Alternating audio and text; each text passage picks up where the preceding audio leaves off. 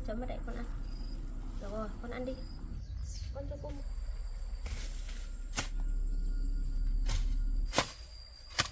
Chú ơi, đến đây thì cháu có đấy, ai mẹ con ăn được chứ. con chấm vào đây con ăn. Dùng đến cuốc này. Đấy, theo như anh thì em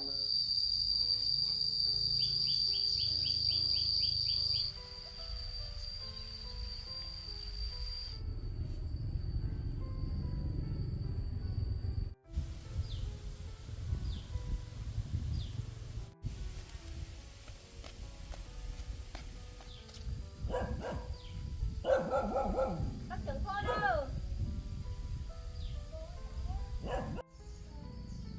Bác trưởng thôn ơi.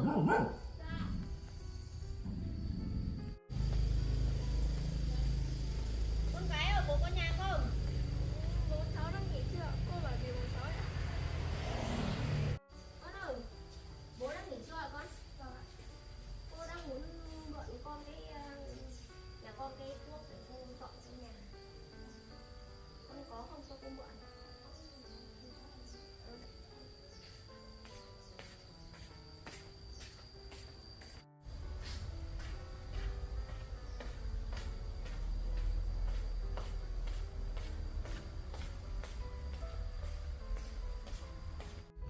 Con cho cô mượn với. Được không? Bố con ngủ trưa thì thôi cô chỉ xuống để cô mượn cái thuốc cho con chẳng vậy. Cô cho cô mượn nhá. Cô cảm ơn con nhá.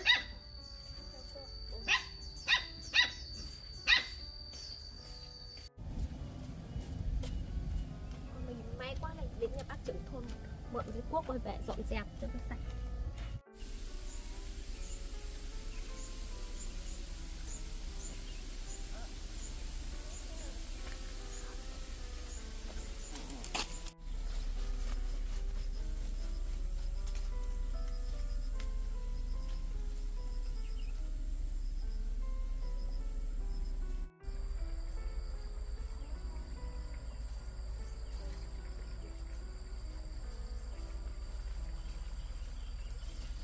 Con vào đây con chơi ngoan để mẹ dọn dẹp cái chỗ này, mượn được cái cuốc của bác trưởng thôn đây rồi để mình dọn dẹp. Không có cái cuốc cũng không làm gì được. Con vào đi chơi nhá. Chip ngoan để mẹ làm nhá. Ngoan lắm. Con ngồi đấy chơi để mẹ làm cổng cho nó sạch sẽ nhá.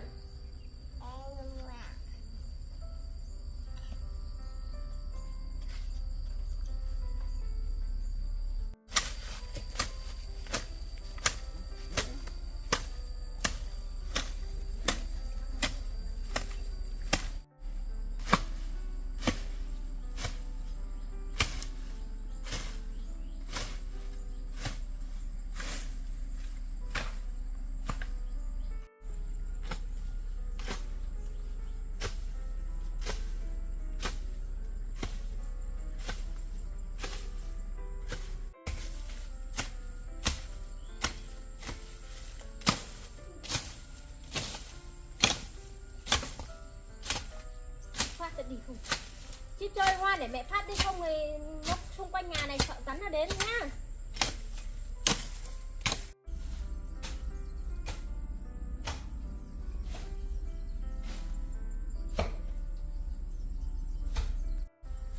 Chip ơi, ngoan để mẹ dọn dẹp nhá.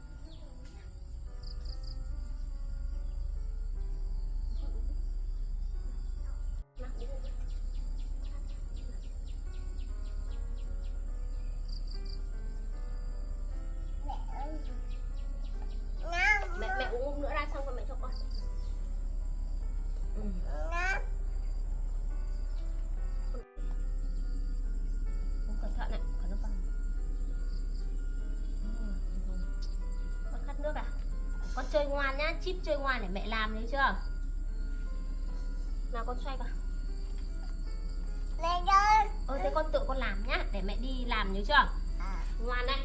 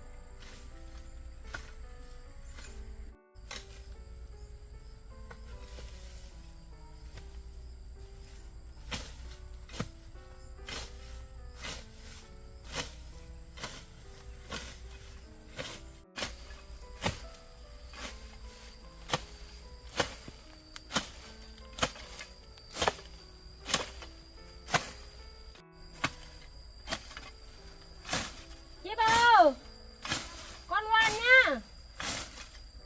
Có gì gọi mẹ nhớ chưa?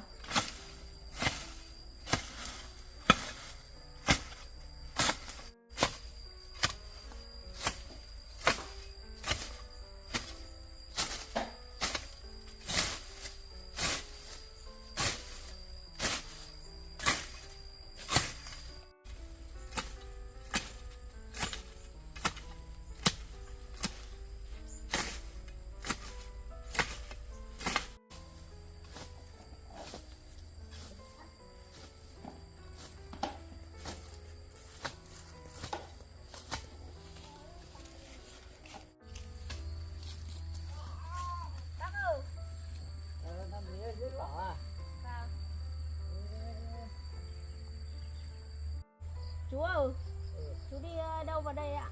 Đi rừng vào đây, vào đây thì sao hai mẹ con vào đây làm gì ở đây?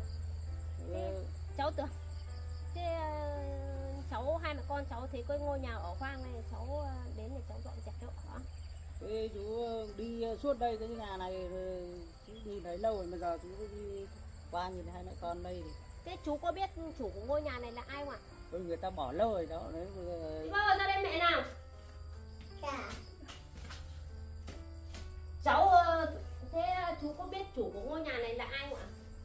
có ngày xưa thì cũng biết, nhưng mà người ta ngôi nhà này người ta ở không ở được, ngôi này nó trong này nó vắng vẻ nên là người ta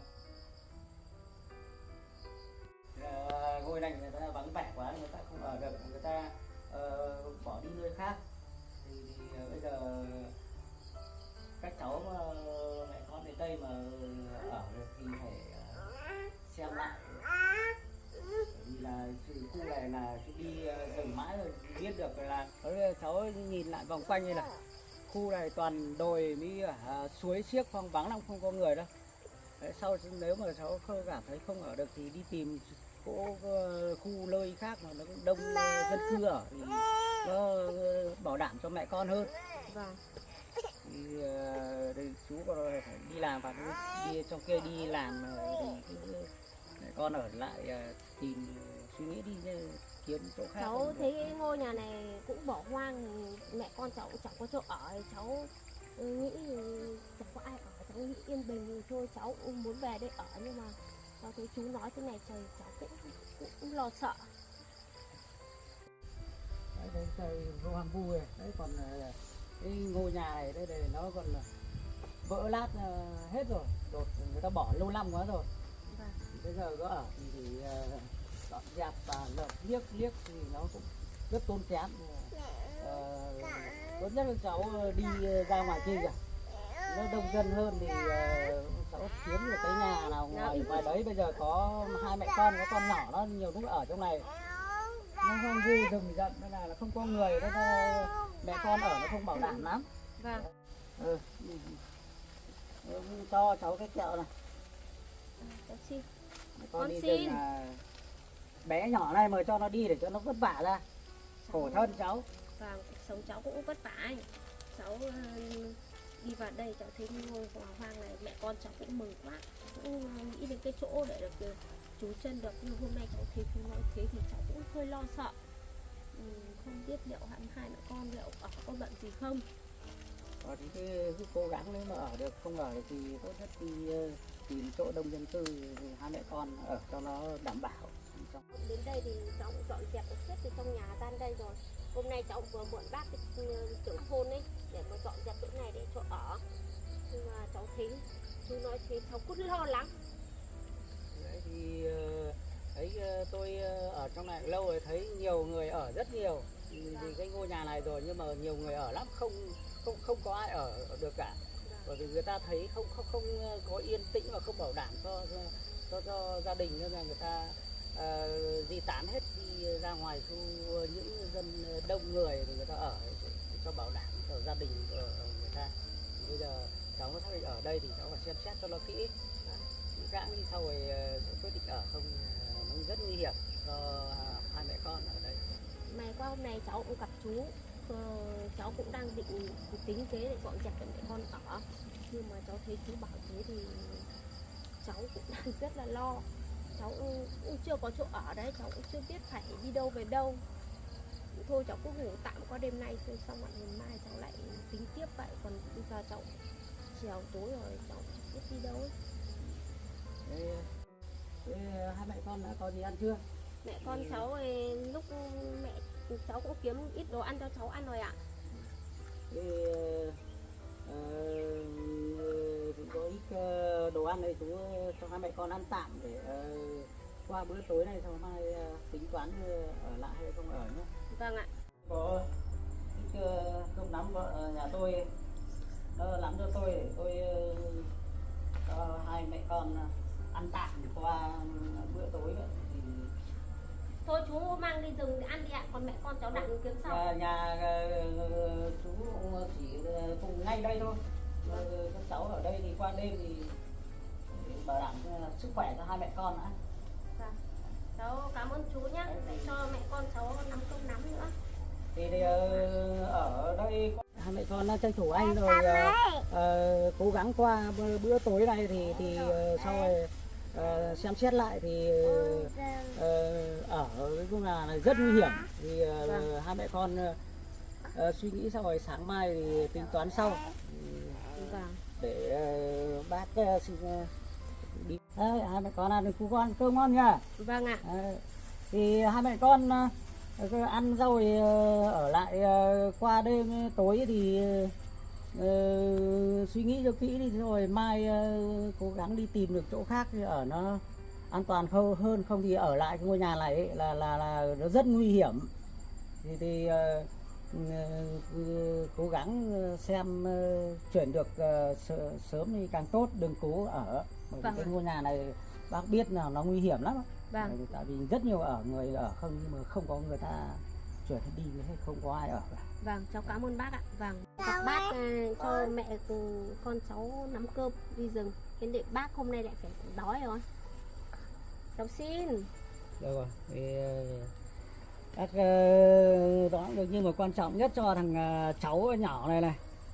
Vâng. Bây giờ bác xin phép bác đi làm. Vâng ạ. Hai mẹ con cố gắng nhá. Vâng ạ, cháu cảm ơn bác nhá.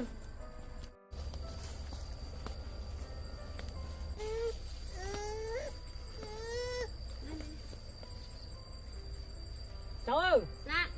Thì cố gắng đêm nay sau rồi ngày mai cố gắng đi tìm ra ngoài kia ở, nếu không ở trong này cái ngôi nhà này nó nguy hiểm lắm nhá. Vâng ạ. Thì cố gắng đấy.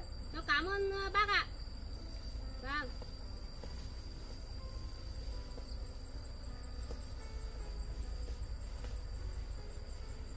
Ngày qua bác lại tốt, lại bảo mẹ con mình không, mẹ con mình không biết đằng nào một lần. chứng tỏ ở đây rất nguy hiểm, chẳng thảo thế đấy, có ngôi nhà hoang này. Đi ra đây xem nào.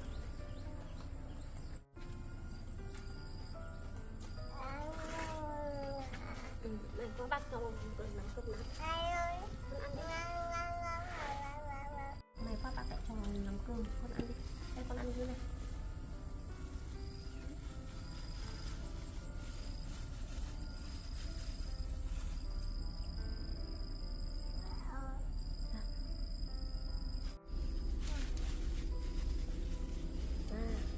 Và còn có quả muối bông nữa. Con chấm vào đây, con ăn cho vừa vặn. Con chấm vào đây, con ăn. Được rồi, con ăn đi. Thế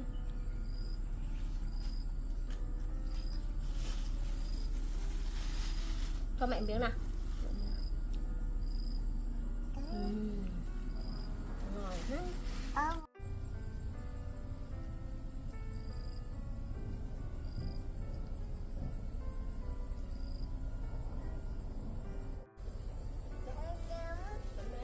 Con cầm đây con chấm.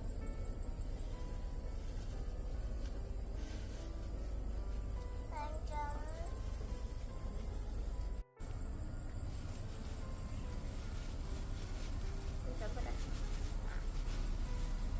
Này qua bác cũng lại cho con nắm cơm. Ngon thế. Con ăn đi. Đúng rồi.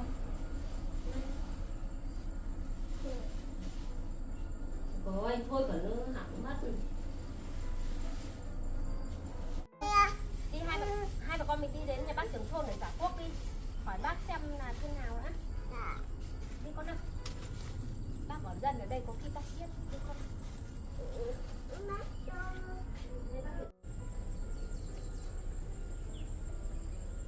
Bác lo lắng cho mẹ con mình đúng. Sửa sang thì cũng được nhưng mà mẹ lo lắng ở khu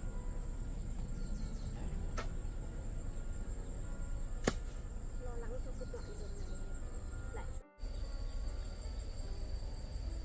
thuốc đâu nhỉ? Mẹ con mình đến giả bác trưởng thôn lấy thuốc này, lúc mình đến mình mượn nhưng lại chẳng có bác ấy.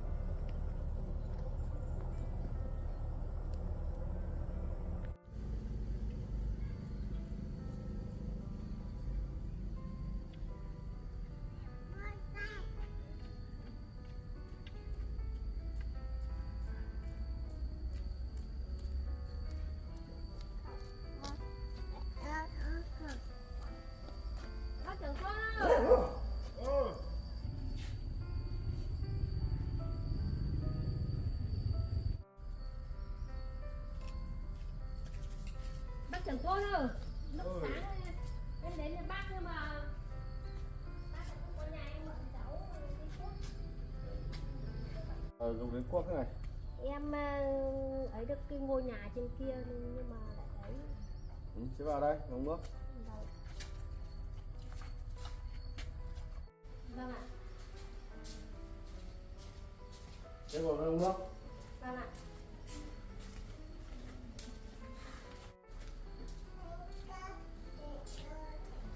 Con mẹ để con không ăn mà.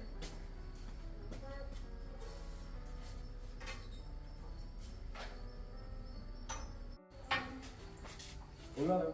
Vâng ạ. Cảm ơn bác ạ. Lúc sáng em đến nhưng mà cháu bảo anh chưa ngủ dậy. Em gọi cái thuốc của bác. Thế đang làm ở trong đấy là bây giờ xong hẳn chưa? Anh ơi, em hôm nay cũng đang làm để cho nó nốt nó sạch sẽ, nhưng mà hôm nay em gặp cái anh đi rừng ấy, anh ấy nói là ngôi nhà đấy có nhiều người ở rồi nhưng mà nó nguy hiểm ấy, thì hôm nay em cũng xuống hỏi bác xem là cái ngôi nhà đấy đúng thực sự là nó nguy hiểm không, có liệu ở được không hả anh?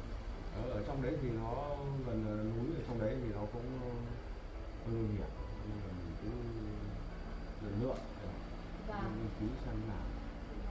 Thì em thì anh ấy bảo như vậy đấy, thì em bảo thôi để em xuống nhà anh em hỏi xem là phải đúng là cái ngôi nhà đấy là nó ở nó phải đúng là nguy hiểm không, để nếu mà nó không nguy hiểm thì để mẹ con em hỏi tiếp, còn nếu nguy hiểm quá thì để em còn xem thế nào. Thế em nghiên cứu ở đấy theo như anh thì nó mình ở trong đấy thì nó hơi vắng vẻ, nó gần núi thì em nghiên cứu. Vâng ạ. Vâng. Thì em ở trong đấy em có người thân cùng vào đấy không, hay là em ở một mình, hay hai mẹ con? Em thì chỉ có mỗi hai mẹ con thôi ạ. Thì theo như anh thì hai mẹ con đến hôm là dạy phụ nữ ở đấy thì nguy hiểm. Vâng ạ. Đấy, theo như anh thì em xem mình còn về cái chỗ gần cái chỗ nào mà mình có người nhà ở. Vâng ạ. Còn ở đấy một mình đêm hôm là gáy thì mình phụ nữ theo như anh là an toàn lắm. Cảm ơn anh về lời khuyên của anh, có khi là em cũng phải lên. Em cũng chẳng biết làm thế nào, em đang về chỗ bác này để mà hỏi bác trưởng thôn xong chỗ đấy, nếu không được thì để mẹ con em tìm chỗ khác để ở. Như anh thì em về tìm đến cái chỗ nào mình về người thân mình ấy, thì Vâng. có thể giúp đỡ cho mình những cái điều tốt nhất. Vâng. Để còn đêm hôm là gáy. Vâng. Cảm ơn bác ạ. Nay gặp được bác thì em nên mở được lối đi cho mình. Vâng. Bác uống nước ạ. Uống nước đây.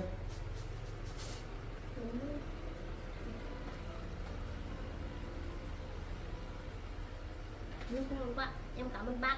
Nếu em cũng bảo là thôi xuống gặp bác trực tiếp xem phải chỗ đấy nó như thế nào, nếu không ấy thì để bây giờ anh nói về tìm người thân thì em lại nghĩ đến mẹ em, có khi là em có khi lại về với mẹ em xem mẹ em giúp đỡ thì em không. Theo như anh là đấy, em thấy thì giải pháp tốt nhất thì em đi về chỗ gần chỗ người thân. Vâng ạ. Thôi em cảm ơn anh ạ. Còn đêm hôm là gáy nữa. Em cảm ơn bác nhé. Em về đây ạ. Hai mẹ con về nhá. Vâng ạ. Con chào bác đi để mẹ con mình về đi. Bye nhá, về nhá. Con chào bác đi. Về nhá. Em cảm ơn bác nhé. Anh có bác dẫn đường cho em chứ không em không biết đường nào em đi. Thôi rồi, thế hai mẹ con về nhá. Vâng, em chào bác. Về nhá. Thế về nhá. May quá của bác. Khổ thân hai mẹ con vất vả.